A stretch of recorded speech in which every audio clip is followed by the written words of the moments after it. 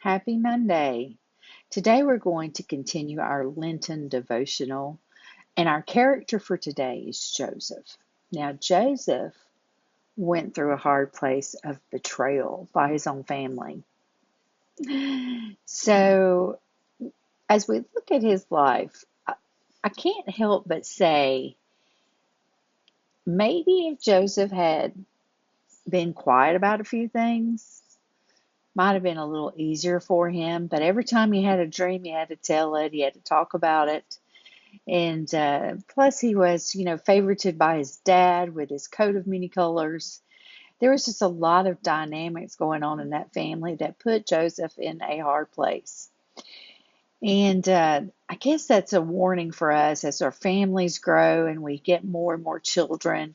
You have to be a little careful how you pick your kids and give them coats of many colors because you can put a target on their back, which is exactly what happened to Joseph with his daddy, Jacob. And so as Joseph grew and he had these dreams that were God-given dreams and they were truthful dreams, um, it didn't put him in a good place with his brothers. He found himself in a pit.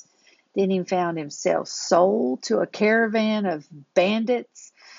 Then he found himself in trouble with Potiphar because of his wife, and he found himself in a dungeon. You could say that Joseph had a lot of hard places to go through. But eventually, he found himself in the king's palace, and that's encouraging. It's encouraging to know that all of the hard times that you may go through in hard places, they don't necessarily mean that that's going to be the end of you. You might actually find yourself in the palace as well. So, as Joseph continued his journey, eventually the Lord blessed him and gave him favor with the king, the Pharaoh of Egypt, and he was able to spare his entire family, the ones who had actually put him in the dungeon to start with, and then sold him as a slave. So Joseph had a heart of compassion. He had been through the hard places. He knew what it was like to be hungry, and he didn't allow the wrongs that had been done to him to keep him from doing the right thing when God called him up to show honor and to preserve his family. Joseph did the right thing. Hard places taught him long lessons, hard lessons, but in the end, he was a powerful savior for his family and brought them into Egypt for a while. So Joseph was honorable through all of his hard trials, and we can learn from that. And even if we get ourselves into a fix with family or friends or church or wherever, we may walk through some hard places, find ourselves in a pit or two, maybe even given away.